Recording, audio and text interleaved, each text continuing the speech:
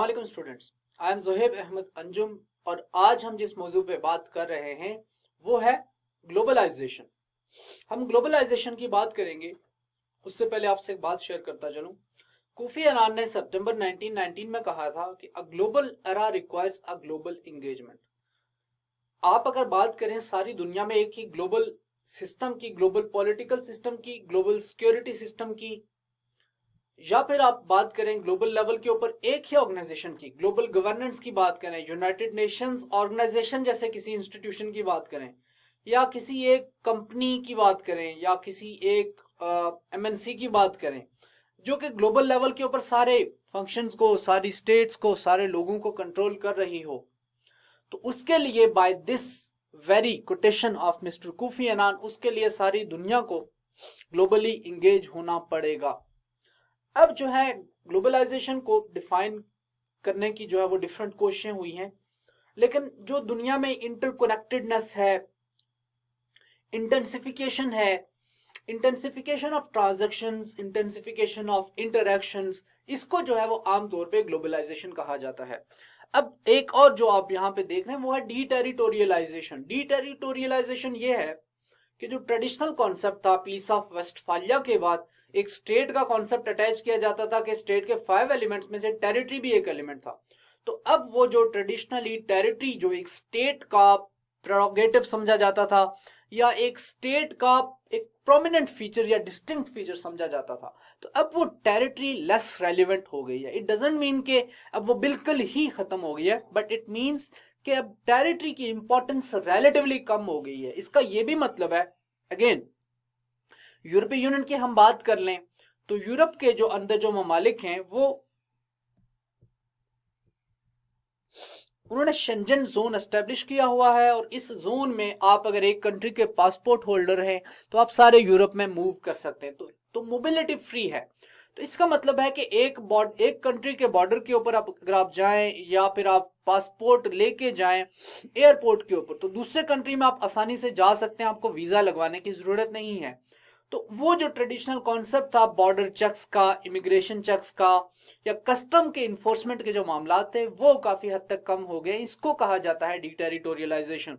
फिर इंटीग्रेशन है, integration of economies है, इंटीग्रेशन ऑफ पॉलिटिक्स है, इंटीग्रेशन ऑफ सिक्योरिटी है, इंटीग्रेशन ऑफ फॉरेन पॉलिसी है, इंटीग्रेशन ऑफ सिक्योरिटी पॉलिसी है, इंटीग्रेशन ऑफ इकोनॉमिक एक्टिविटी है, इंटीग्रेशन ऑफ इंफ्रास्ट्रक्चर है, इंटीग्रेशन ऑफ इंटरनेट है, इंटीग्रेशन ऑफ ग्लोबल ट्रेड की जो डिफरेंट ऑर्गेनाइजेशंस हैं, जो फाइनेंशियल इंस्टीट्यूशंस हैं, फंक्शंस हैं, फ्री ट्रेड एरियाज हैं, ग्लोबल लेवल के ऊपर ओशंस में एक्टिविटी हो रही है, स्टूडेंट एक्सचेंजेस हैं, तो ये सारी आपस में इंटीग्रेशन की मैनिफेस्टेशंस हैं। इंटरेक्शन हो रहा है, आप यहाँ पाकिस्तान में बैठे यूनाइटेड स्टेट्स में अपने किसी दोस्त से बात कर सकते हैं, आप इंटरेक्ट कर सकते हैं, आप इंडिया में किसी से बात कर सकते हैं, आप जो ऑस्ट्रेलिया में किसी से बात कर सकते हो। ये इंटरेक्शन जो है इसको ग्लोबलाइजेशन कहा जाता है। लेकिन आईएमएफ की जो डेफिनेशन है वो प्योरली फाइनेंशियल और ट्रांजैक्शन के कॉन्टेक्स्ट में। आईएमएफ कहता है कि growing interdependence of countries world wide through increasing volume and variety of cross border transactions in goods and services.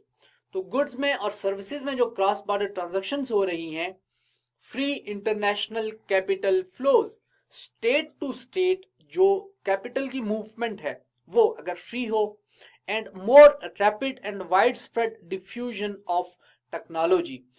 अगर यूनाइटेड स्टेट्स में फॉर इंस्टेंस इमेजिन करें कि कोई एक हियरिंग डिवाइस आ जाती है, सुनने की डिवाइस आ जाती है, हियरिंग डिवाइस, तो वो पाकिस्तान में डफ और डम लोगों के लिए जरूरत है, तो वो वहां से आप आसानी के साथ वहां से यहाँ पे मंगवा सकते हैं। तो ये एक टेक्नोलॉजी या कोई एक इंस्ट्रूमेंट है, कोई एक ऑपरेटर्स है, या कोई सॉफ्टवेयर है जो यूनाइटेड स्टेट्स में बना है, तो एकदम से वो दुनिया के दूसरे मुल्क में उसको दिया जा सकता है, पहुंच सकता है, फ्लो कर सकता है। तो ये जो सारा प्रोसेस है गुड्स का, सर्विसेज का, कैपिटल का, लेबर का, स्टूडेंट्स का, टेक्नोलॉजी का, इंटरनेट का, बुक्स का, आइडियाज का, कल्चर का, सिविलाइजेशन का जो फ्लो है, इसको कहा जाता है कि ये है ग्लोबलाइजेशन। अगेन ये जो डेफिनेशंस हैं ये सारी की सारी, इनमें से एक्सक्लूजनरी डेफिनेशन कोई भी नहीं है, एक्सक्लूसिव कोई भी नहीं है। ग्लोबलाइजेशन इससे कहीं पे ब्रॉडर है। फिर हम देखते हैं कि दुनिया में ग्लोबलाइजेशन के डिफरेंट और एस्पेक्ट्स भी हम इसके ऊपर बात करते हैं। सबसे पहले है सिविल वॉर। अगर सीरिया में सिविल वॉर होती है तो इन्फ्लुएंस होता है यूरोप वाया इमिग्रेशन। अगर मैक्सिको में इकोनॉमिक सिचुएशन अच्छी नहीं है या लैटिन अमेरिका में किसी मुल्क में क्राइसिस चल रहे हैं तो लोग फ्लो करेंगे नॉर्थ की तरफ और यूएसए में इंटर होने की कोशिश करेंगे। पाकिस्तान में और इंडिया में जो पॉपुलर डेस्टिनेशन है इमिग्रेंट्स के लिए वो है कनाडा, यूनाइटेड किंगडम और यूएसए। अगेन इसी तरह से जब एक कंट्री में अफगानिस्तान में सिविल वॉर हो रही थी या फिर आजकल यमन में सिविल वॉर हो रही है, सीरिया में सिविल वॉर हो रही थी, लीबिया में सिविल वॉर हो रही है, तो ऐसे कंट्रीज से लोग मूव करते हैं दूसरे कंट्रीज में। ऐसे अजाइलम सीकर्स भी होते हैं, एक मुल्क से दूसरे मुल्क में चले जाते हैं। तो वो जो पुराना कॉन्सेप्ट था स्टेट का, नेशन स्टेट का, वो काफी हद तक कमजोर पड़ गया है। इसी को आप कहेंगे कि ये है ग्लोबलाइजेशन।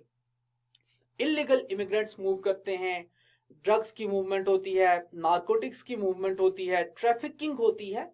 तो ये सारे बाज जगहों पे हम देखते हैं कि ग्लोबलाइजेशन के फायदे हैं, बाज जगहों पे हम देखते हैं कि ग्लोबलाइजेशन के नुकसान है।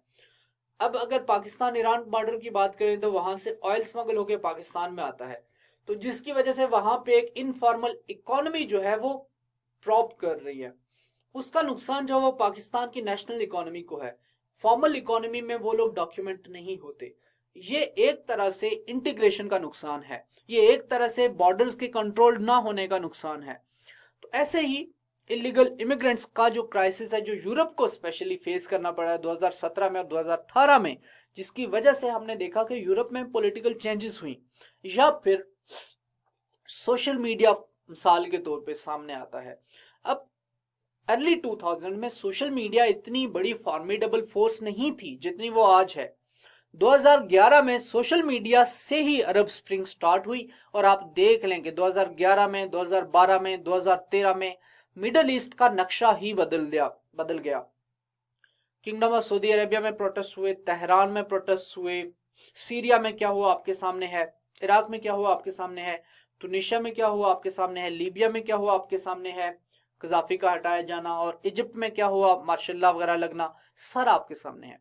तो ये सारा स्टार्ट हुआ सोशल मीडिया से। सोशल मीडिया एक मेहरबानी है ग्लोबलाइजेशन की। Evolution of transport, communication, goods, ideas, information, transportation, infrastructure. तो अब ये तो सारे इसके फायदे, नुकसान भी हैं। मिसाल के तौर पे अबोला वायरस का आउटब्रेक होता है सियरा लियोने में, अफ्रीका का एक मुल्क है। 2016 में अबोला का आउटब्रेक हुआ, 2003-4 साल पहले 2015 और 2016 में अबोला का आउटब्रेक हुआ। तो ये जो अबोला वायरस है वो पड़ोसी ममालिक में अफ्रीका के फैलने लगा। तो जो वेस्टर्न कंट्रीज हैं उन्होंने सियरा लियोना से आने वाले तमाम लोगों के ऊपर पाबंदी लगा दी। मतलब खतरा ये था कि ये वायरस जो है वो ट्रेवल कर जाएगा। पाकिस्तान में पोलियो वायरस, अगर पाकिस्तान में अभी वाहिद कंट्री है शायद दुनिया का, 2 कंट्रीज हैं जिनमें से एक पाकिस्तान भी है जहां पर अभी स्टिल पोलियो वायरस पाया जाता है। तो अब वो पोलियो वायरस की इंसिडेंस की वजह से पाकिस्तानी जो भी बाहर जा रहे थे उनके लिए एयरपोर्ट्स के ऊपर एक सर्टिफिकेट प्रोड्यूस करना जरूरी था।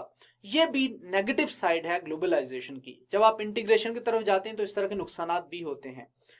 ग्लोबलाइजेशन नेसेसरी नहीं है, जरूरी नहीं है कि एक फोर्स फॉर गुड हो, specially in the context of हम देखते हैं कि ग्लोबल लेवल के ऊपर ये जो कंट्रीज हैं, organisation of economic cooperation and development है, या G7 है, या परमानेंट 5 है जो यूनाइटेड नेशन के P5 पावर्स हैं, organisation of petroleum exporting countries हैं, यूरोपीय यूनियन है, IMF है, वर्ल्ड बैंक है, वर्ल्ड ट्रेड ऑर्गेनाइजेशन है, ये सारी जो ऑर्गेनाइजेशन हैं इनमें से बाज जो वो कंट्रीज के ब्लॉक्स हैं, बाज मेगा इकोनॉमिक पावर्स हैं, बाज जो है वो पेट्रोलियम से मुतालिक जो है वो अलायंस है, ओपेक की मैं बात कर रहा हूँ, या यूरोपीय यूनियन जो है वो इंटीग्रेशन है। तो ये जो ब्लॉक्स बने हुए हैं या ये जो ऑर्गेनाइजेशंस हैं, हम देखते हैं कि ग्लोबलाइजेशन का सबसे ज्यादा फायदा इनको हुआ। ग्लोबलाइजेशन का सबसे ज्यादा फायदा इन कंट्रीज की जो कि इन ग्रुप्स में हैं उनकी पॉपुलेशन को हुआ, जिसकी वजह से अब इस आर्ग्यूमेंट को वैलिडेशन मिलती है इस फैक्ट से कि ग्लोबल लेवल के ऊपर दुनिया में जो इनकम लेवल्स हैं इनइक्वालिटी के जो लेवल्स हैं वो कंसिस्टेंटली राइज किए हैं। आपने 2080 का पढ़ा होगा, 2080 रूल। तो अगेन अगर आप दुनिया के 1% पॉपुलेशन को उठा के देख लें तो वो 3/4 ऑफ ग्लोबल रिजर्व्स या ग्लोबल रिसोर्सेज को कंट्रोल जो है वो 1% पॉपुलेशन ऑफ द वर्ल्ड करती है। इसमें स्टैगरिंग लेवल्स हैं इनइक्वालिटी के। तो ये सारा किस वजह से? ये सारा कैपिटलिज्म की वजह से। ये सारा जो मॉडर्न फाइनेंशियल सिस्टम है, जो general agreement on trade and tariff की वजह से, या फिर ब्रेटन वुड कॉन्फ्रेंस की मेहरबानियां आप कह लें इसको, या फिर आप इसको वाशिंगटन कंसेंसस की मेहरबानियां कह लें, या फिर इसको आप जो है वो इंटरनेशनल मॉनेटरी फंड की एक्सटेंडेड फंड फैसिलिटीज और इस तरह के प्रोग्राम्स की मेहरबानी कह लें, कि जिनकी वजह से जो लीस्ट डेवलप्ड कंट्रीज हैं वो पॉवर्टी के क्लचेस में फंसे हुए हैं, और जो ये डेवलपिंग कंट्रीज हैं वो डेवलप करते जा रहे हैं at the cost of these least developed countries. हमने देखा कि सयूल में प्रोटेस्ट हुए हैं। सयूल है साउथ कोरिया में। सयूल में ग्लोबलाइजेशन के खिलाफ प्रोटेस्ट हुए हैं। दुनिया में बहुत सारे लोग ऐसे हैं, बहुत सारी कम्युनिटीज ऐसी हैं, स्पेशली लीस्ट डेवलप्ड कंट्रीज में, अफ्रीका में, एशिया में, जो कैपिटलिज्म के खिलाफ हैं, जो ग्लोबलाइजेशन के खिलाफ हैं। तो globalisation is not always a force for good, ये बात आपने ज़हन में रखनी है। ग्लोबलाइजेशन में मैटर करता है जियोपॉलिटिक्स। ग्लोबलाइजेशन में बाज दफा रीजनलाइजेशन जो है वो ग्लोबलाइजेशन को नेगेट करती है। मिसाल है एसियान, मिसाल है सार्क, मिसाल है यूरोपियन यूनियन।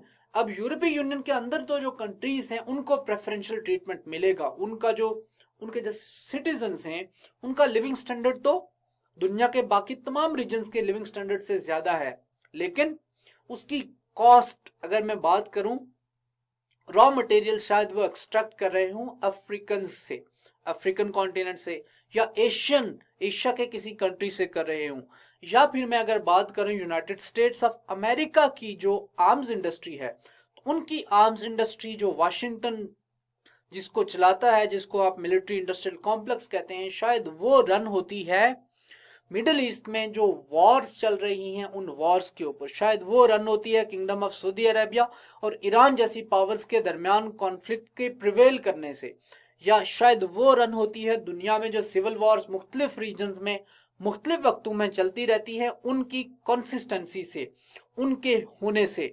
सिविल वॉर्स खत्म हो जाए, लोग लड़ना छोड़ दें, तो जो है वो बहुत सारे जो मनी मेकर्स हैं वो पैसा नहीं बना सकेंगे। तो ट्रिक्स्टर्स जो है, जो कैपिटलिज्म के मास्टर माइंड्स हैं, जो नियो कॉलोनियलिज्म के जो आर्किटेक्ट्स हैं, उन्होंने बुनियादी तौर पे कैपिटलिज्म की फॉर्म में नियो इंपीरियलिज्म क्रिएट किया हुआ है। तो जियोपॉलिटिक्स, रीजनलाइजेशन हो या इंटरनेशनलाइजेशन हो, जिसके घर में रोटी है उसके लिए globalisation is a force for good, जिसके घर में नहीं है उसके लिए जो है वो ग्लोबलाइजेशन का कोई फायदा नहीं। ये जो है वो G20 की कॉन्फ्रेंस के खिलाफ प्रोटेस्ट का आपको इमेज नजर आ रहा है। ग्लोबलाइजेशन के इंजन्स क्या हैं? अब कुछ इसके थ्योरेटिकल एस्पेक्ट्स के ऊपर बात कर चुके हैं। टेक्निक्स का फ्लो होता है। इकोनॉमिक एक्टिविटी इंटीग्रेटेड है। इसमें जो आपने मेजर एलिमेंट्स हैं वो आपने ये ध्यान में रखना है। इकोनॉमिक्स के फ्रंट के ऊपर IMF, वर्ल्ड बैंक और वर्ल्ड ट्रेड ऑर्गेनाइजेशन का रोल बहुत ज्यादा इंपॉर्टेंट है। पॉलिटिक्स में आपने जो है वो सिक्योरिटी की, अगर आप सिक्योरिटी के सेंटर के ऊपर बात करें तो इसमें UNO जैसी ऑर्गेनाइजेशंस का रोल है, और इसमें जो है वो यूरोपीय यूनियन जैसी ऑर्गेनाइजेशंस का रोल है कि जिनकी कॉमन फॉरेन और सिक्योरिटी पॉलिसी है। तो इस कॉन्टेक्स्ट में आपने इसको देखना है। ये तीनों एस्पेक्ट अगर आप मिलाएं और इनमें इंटीग्रेशन हो, इनमें इंटरकनेक्टेडनेस हो, इनमें अगर इंटीग्रेशन हो, इनमें इंटरेक्शन हो, इनमें ट्रांजैक्शंस हो, तो उसको आप कहेंगे कि ग्लोबलाइजेशन हो रही है। वेस्टफालिया और ग्लोबलाइजेशन जो है वो 180 डिग्री के ऊपर अपोजिट हैं, एक दूसरे के जक्सटापोजिशन में हैं। वेस्टफालिया में 3 प्रिंसिपल्स की बुनियाद रखी गई थी: territoriality, sovereignty, autonomy and non interference. ये तीनों प्रिंसिपल्स जो हैं वो एक नेशन स्टेट सिस्टम की बुनियाद है, लेकिन ग्लोबलाइजेशन इन तीनों प्रिंसिपल्स को बाईपास करते हुए बात करती है एक ग्लोबल लेवल के ऊपर इंगेजमेंट की, जिसमें नेशनल बॉर्डर्स की, टेरिटरीज की कोई इंपॉर्टेंस नहीं है, और state to state interaction, state to state interdependence ही ज्यादा इंपॉर्टेंट है। और अगर ट्रेड का फ्लो होता है, गुड्स का फ्लो होता है, सर्विसेज का फ्लो होता है, कैश का फ्लो होता है, कैपिटल का फ्लो होता है, फ्री मार्केट्स ऑपरेट कर रही हैं, गुड्स का फ्रीली एक्सचेंज हो रहा है, इंडिविजुअल्स बेनिफिट कर रहे हैं, तो फिर जो है वो ऑल गुड है और ग्लोबलाइजेशन चल रही है।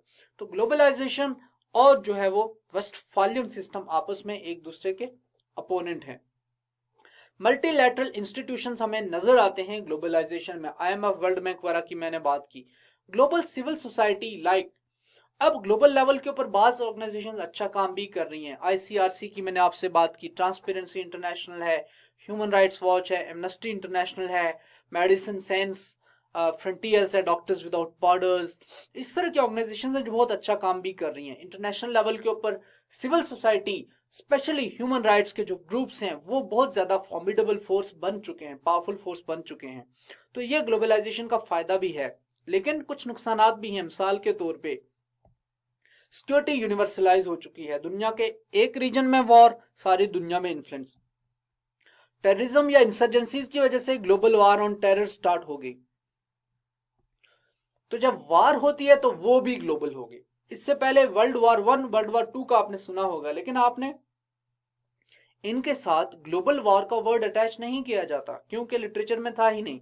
लेकिन यूनाइटेड स्टेट्स ऑफ अमेरिका की मेहरबानी कि हमें ग्लोबलाइजेशन में वॉर भी मिल गई, तो अब वॉर भी ग्लोबल लेवल के ऊपर हो सकती है। ऑल्दो वर्ल्ड वार और वर्ल्ड वार 1 और 2 जितनी इस वॉर में GWOT में इसमें इतना ज्यादा नुकसान नहीं हुआ, but still internationalisation of security, तो सिक्योरिटी इंटरनेशनलाइज हो चुकी है। मिसाल के तौर पे अभी जो है वो रिसेंटली इराक में जो कॉन्फ्लिक्ट चल रहा है उसमें हुआ ये कि अब इराक एक इंडिपेंडेंट कंट्री है। ये एक टिपिकल एग्जांपल है जहां से आपको ग्लोबलाइजेशन समझने में मदद मिलेगी।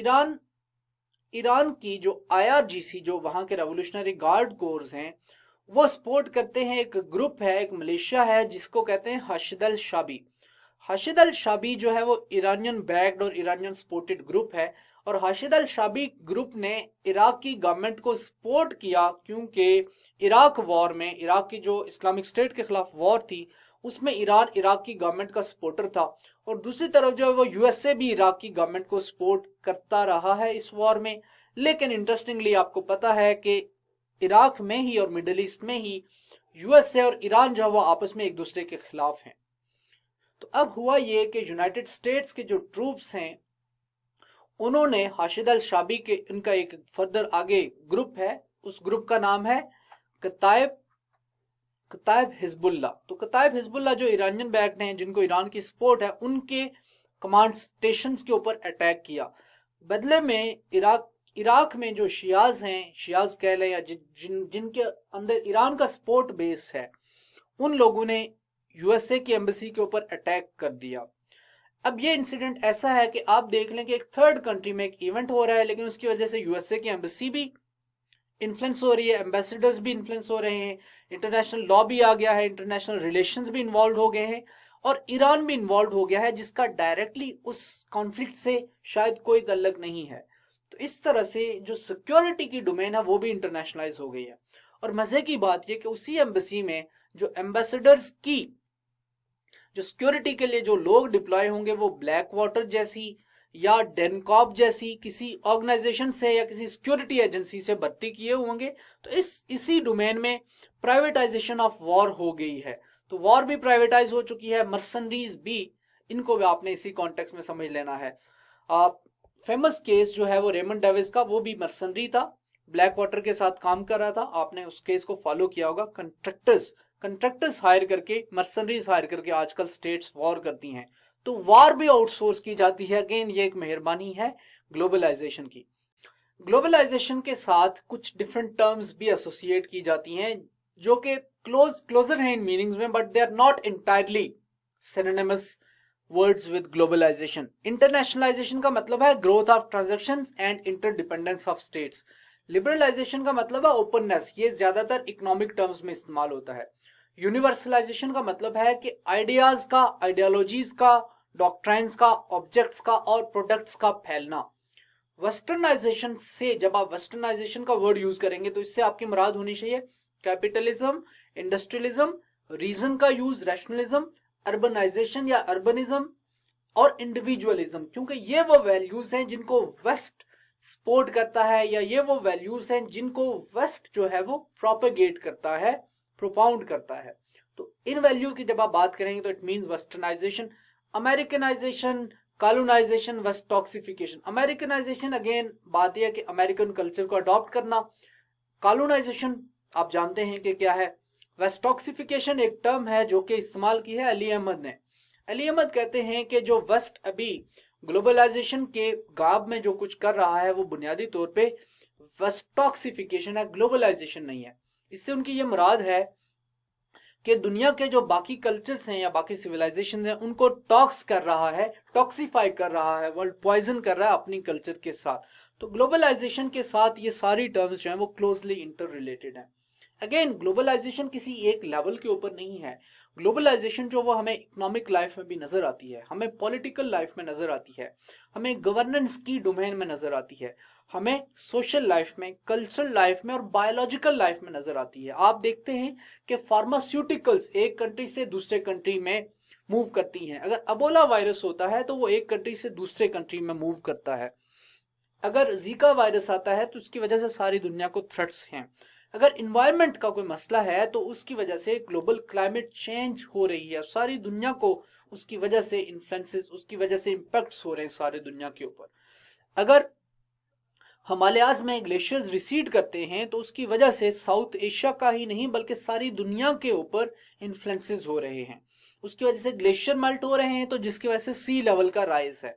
तो ग्लोबलाइजेशन इंटरकनेक्टेड है और डिफरेंट लेवल्स के ऊपर इसके इन्फ्लुएंसेस होते हैं। यहाँ पर आप देख सकते हैं religious level, environmental, economic, cultural, political, military, social और आइडियोलॉजिकल लेवल के ऊपर आमतौर पे ग्लोबलाइजेशन को आप एनालाइज कर सकते हैं कि इनमें से हर एक डोमेन में किस तरह से इंटरेक्शन बढ़ रही है, किस तरह से कल्चर्स आपस में इंटरकनेक्ट कर रही है, किस तरह से टाइम और स्पेस कंप्रेस हो रहे हैं, किस तरह से टाइम और स्पेस स्क्वीज हो रहे हैं, लोग जल्दी से जल्दी एक जगह से दूसरी जगह तक कैसे ट्रेवल कर रहे हैं। लोग, आपके पास भी एक स्मार्टफोन है, आप भी व्हाट्सएप यूज करते हैं, आप भी इंटरनेट यूज करते हैं। अब उसके जो कम्युनिकेशन सैटेलाइट है वो पता नहीं किस मुल्क का है, और उस कम्युनिकेशन सैटेलाइट के पीछे जो सर्वर बैठा हुआ है जहां से आपका डाटा रूट हो रहा है वो शायद यूनाइटेड स्टेट्स में बैठा हुआ है। जहां से आपको सारा डाटा जहां पे स्टोर हो रहा है उसका जो डाटाबेस बन रहा है वो शायद किसी और मुल्क में बैठा हुआ है। आप जो शर्ट्स पहनते हैं वो शायद किसी और मुल्क की हैं। जिस कंट्री के आप स्नीकर्स पहनते हैं हो सकता है वो किसी और कंट्री का हो। आप जो वॉचेस पहनते हैं वो शायद किसी और ब्रांड की हो जो किसी थर्ड कंट्री से हो। तो ये सारी जो चीजें हैं वो ग्लोबलाइजेशन की वजह से है, वो ट्रेड की वजह से है, वो इकोनॉमिक्स की वजह से हैं। डिफरेंट प्लेयर्स ऑफ ग्लोबलाइजेशन में जो इंपॉर्टेंट प्लेयर्स हैं वो ग्लोबल लेवल के ऊपर इंस्टीट्यूशंस हैं, बट आमतौर पे हर स्टेट को आप ग्लोबलाइजेशन की बहस में एक प्लेयर समझ सकते हैं।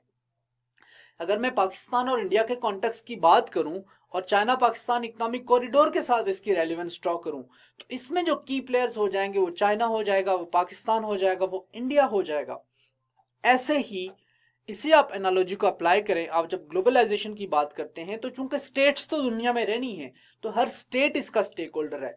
फिर इसमें इंटरनेशनल गवर्नमेंटल ऑर्गेनाइजेशंस जो हैं, यूरोपीय यूनियन है या यूनाइटेड नेशंस ऑर्गेनाइजेशन है या नॉन गवर्नमेंटल ऑर्गेनाइजेशंस हैं या सिविल सोसाइटी की ऑर्गेनाइजेशंस हैं या मल्टीनेशनल कॉरपोरेशंस हैं या किसी एक मखसूस फंक्शन को लेकर कोई इंस्टीट्यूशंस हैं। चाइना का जैसे न्यू डेवलपमेंट बैंक है या ब्रिक्स डेवलपमेंट बैंक है या सार्क जैसी ऑर्गेनाइजेशंस हैं या एससीओ जैसी ऑर्गेनाइजेशंस हैं या फिर नेटो जैसे मिलिट्री अलायंसेस हैं जो सिक्योरिटी की डोमेन के ऊपर कंट्रीज को आपस में इंटीग्रेट कर रहे हैं। तो इस तरह से आपने ग्लोबलाइजेशन को एक होलिस्टिक कॉन्टेक्स्ट में समझने की कोशिश करनी है। बट तीन प्राइमरी इंस्टीट्यूशन है जब आप इकोनॉमिक ग्लोबलाइजेशन की बात करते हैं, WTO, वर्ल्ड बैंक और IMF। अभी जब बात हो रही है कि दुनिया बाइपोलर वर्ल्ड ऑर्डर में दाखिल हो रही है तो उसमें एक आर्गुमेंट जो एक्सटेंड किया जाता है वो ये है कि चाइना ने और ब्राजील ने और इंडिया ने और रशिया ने और साउथ अफ्रीका ने मिलकर ब्रिक्स बनाया है जिसमें 40% ऑफ वर्ल्ड पॉपुलेशन है। इसमें 4 में से जो 5 हैं वो टॉप 10 ग्लोबल इकोनॉमीज में है और $19 ट्रिलियन की इनकी GDP है। अगेन ये $19 ट्रिलियन पुराना फिगर है, अभी जो है वो चाइना अकेला जो है वो इसकी $20 ट्रिलियन की इकोनॉमी है।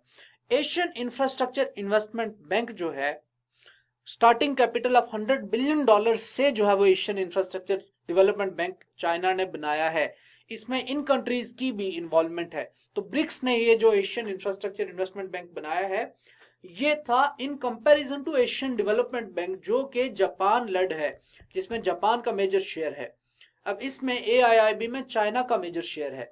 दूसरी तरफ आप देखते हैं कि ये जो प्राइमरीली जो इंस्टीट्यूशंस ग्लोबलाइजेशन के लिए रिस्पॉन्सिबल रहे हैं वो यूएस और वेस्टर्न लेड हैं।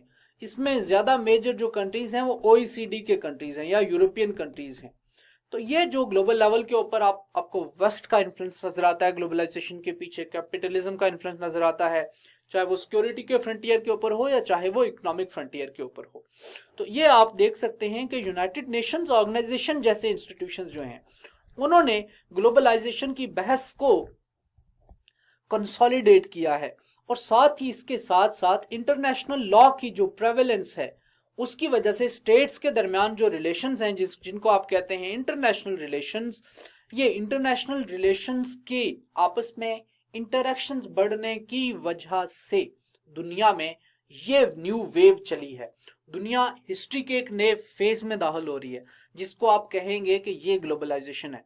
जिस तरह से आप हिस्ट्री में पढ़ते हैं, साइंटिफिक रेवोल्यूशन का आप पढ़ते हैं, या आप इंडस्ट्रियल रेवोल्यूशन का पढ़ते हैं, या आप एग्रीकल्चरल रेवोल्यूशन का पढ़ते हैं, तो इसी तरह से जो ये नया मॉडर्न साइंटिफिक रेवोल्यूशन आप इसको कह लें, या कंप्यूटर रेवोल्यूशन आप इसको कह लें, या हाइब्रिड रेवोल्यूशन आप इसको कह लें, इसको आप ग्लोबलाइजेशन का रेवोल्यूशन भी कह सकते हैं।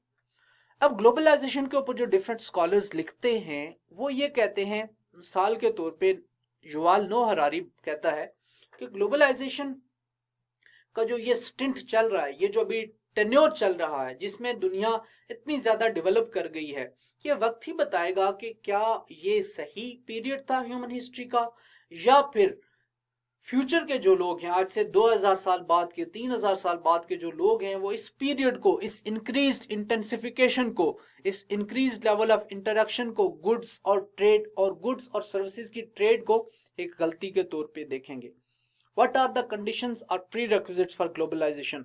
पहली बात यह कि बिजनेस फ्रीडम हो, आपके पास इंफ्रास्ट्रक्चर हो, ट्रांसपोर्टेशन के नेटवर्क्स हो, आपके पास जो है वो बॉर्डर कंट्रोल्स कम से कम हो, गवर्नमेंट सपोर्ट करें, रिसोर्सेज हों, requisite resources, specially technological resources, specially industrial resources, specially capital के रिसोर्सेज, लैंड के रिसोर्सेज और लेबर के रिसोर्सेज, और आपके कंपेटिटर्स भी हों, तभी कैपिटलिज्म फ्लाइट करेगा, तभी कंपेटिटिव एडवांटेज होगा, और तभी आपकी इकोनॉमी जो है वो ग्रो करेगी। कंटेम्परेरी मैनिफेस्टेशन, इसके ऊपर बात कर लेते हैं, फिर इस टॉपिक को क्लोज करते हैं। कंटेम्परेरी इंटरनेट है, फेसबुक, व्हाट्सएप, सोशल मीडिया, अभी जो है वो एक टिकटॉक किस्म की गुलाब भी आई हुई है, ट्विटर है, ईमेल है, स्काइप है, स्मार्टफोन्स हैं। ये वो चीजें हैं जो कि जिनकी वजह से लोग आपस में इंटरेक्ट करते हैं, या लोग आपस में एक प्लेटफॉर्म के ऊपर आके आइडियाज का एक्सचेंज करते हैं, या फिर मिसाल के तौर पे जैसे सोशल मीडिया के थ्रू आप डिफरेंट पेजेस को ज्वाइन कर लेते हैं, वहां पे आप किसी बहस का पार्ट बनते हैं। अब इसी तरह की अरब स्प्रिंग में भी यही हुआ कि सोशल मीडिया के थ्रू एक वेव चल गई, एक पूरा रेवोल्यूशन आ गया। पाकिस्तान में कुछ साल पहले जब PTI की गवर्नमेंट आई, तो उस वक्त उसके पीछे, गवर्नमेंट में आने के पीछे जो वो सोशल मीडिया रेवोल्यूशन था, सोशल मीडिया को यूज किया गया। तो इस तरह की जो तमाम डेवलपमेंट्स हैं वो हैं कंटेम्परेरी मैनिफेस्टेशंस ऑफ ग्लोबलाइजेशन। कुछ और मैनिफेस्टेशन, और किन किन लेवल्स के ऊपर, किन किन पैटर्न्स के ऊपर ग्लोबलाइजेशन हुई है। कम्युनिकेशन इंप्रूव हुआ है, मिसाल के तौर पे इसमें आप रोडवेज देख लें, रेलवेज देख लें, इसमें आप एयरवेज देख लें, हर डोमेन में इंप्रूवमेंट आई है, इंटेंसिफिकेशन आई है। इसकी वजह से टाइम और स्पेस दोनों ने कंप्रेस किया है, इसको कहा जाएगा टाइम स्पेस कंप्रेशन। अब आज पाकिस्तान में बैठ के यूनाइटेड स्टेट्स में आप जो है वो 1.5 डे में या एक दिन में पहुंच सकते हैं। आज से 200 साल पहले आप अगर USA जाना चाहते हैं तो शायद आपको 6 महीने लग जाते। तो ये जो डिफरेंस है टाइम स्पेस का, स्पेस भी रेलिवेंट हो गई है। आप यहां से ईमेल लिखें और USA में अपने फ्रेंड को भेज दें, या यूनिवर्सिटी में स्कॉलरशिप के लिए अप्लाई करना चाहते हैं, तो ये कम्युनिकेशन में रेवोल्यूशन है। कल्चर, आप जीन्स पहनते हैं, या आप वेस्टर्न फैशन को कॉपी करते हैं, या आप इंडिया के किसी मूवी से कोई बात देखते हैं, उसको कॉपी करने की कोशिश करते हैं, तो कल्चर का फ्लो होता है। या आप इस्लामिक ट्रेडिशन में कोई नए स्टाइल का अबाया देखते हैं तो उसको लेते हैं। तो इस तरह से बुनियादी तौर पे बात करने का मकसद यह है कि कल्चर का फ्लो होता है। ट्रेवल में रेवोल्यूशन आया है, प्रोडक्शन कंजम्पशन पैटर्न्स में रेवोल्यूशन आया है, ब्रांड कॉन्शियसनेस बढ़ गई है, मार्केट्स जो है वो लिबरलाइज हुई हैं, फ्री ट्रेड एरियाज हैं, प्रेफरेंशियल ट्रेड एरियाज हैं, मनी फाइनेंस का फ्लो है, ऑर्गेनाइजेशंस नई से नई ऑर्गेनाइजेशंस आई हैं, मिलिट्री सिक्योरिटी ये इंटरनेशनलाइज हो गई हैं, इन्वायरमेंटल लेवल के ऊपर सारी दुनिया में बात की जाती है। ग्रेटा थर्नबर्ग का आपको पता है जो है वो COP21, अभी तो लेटेस्ट जो है वो COP25 हुई है। इस तरह की टॉक्स को, इस तरह के जो पेरिस क्लाइमेट पैक्ट है उनका आपको पता है, कोपेनहेगन अकॉर्ड आपको पता है, क्योटो प्रोटोकॉल का आपको पता है। सारी ग्लोबल लेवल्स के ऊपर एफर्ट्स हुई हैं क्लाइमेट चेंज को फाइट करने की। हेल्थ के सेक्टर के ऊपर, इकोलॉजी के सेक्टर के ऊपर, ट्रांसपोर्टेशन और स्पेस एक्सप्लोरेशन के ऊपर, इवन जो यूनाइटेड स्टेट्स और चाइना के दरमियान अभी जो लेटेस्ट ट्रेड वॉर है वो भी एक ग्लोबलाइजेशन की मैनिफेस्टेशन है, जहां पर दो स्टेट्स जो है वो कंपीट कर रही हैं आपस में एक दूसरे के खिलाफ कि कौन जो है वो इस वॉर को जीतता है। इसके ऊपर जो क्वेश्चंस बन सकते हैं जो आप अटेम्प्ट कीजिएगा, first is that globalisation is reshaping the world from society to economy through increased interactions and increasing interconnectedness of financial transactions. Analyze whether this increasing interaction can help prevent conflict between United States of America and China. Question number 2 है, globalization is a force to reckon with. Its benefits outweigh its costs. Nonetheless, it is not a free lunch, and from economic, financial, security and social lens, its opportunity cost is too heavy to strengthen the skeptic argument about its longevity, feasibility and viability. और question number 3 है, Brexit manifests the writing on the wall that the global economic system shaped by WTO, IMF and World Bank is crumbling under its own weight. Argue in the light of US-China trade war and European disintegration. अपना ख्याल रखिएगा। Next video में एक और topic के ऊपर बात करेंगे। आपसे जल्द मुलाकात होती है। अल्लाह हाफिज।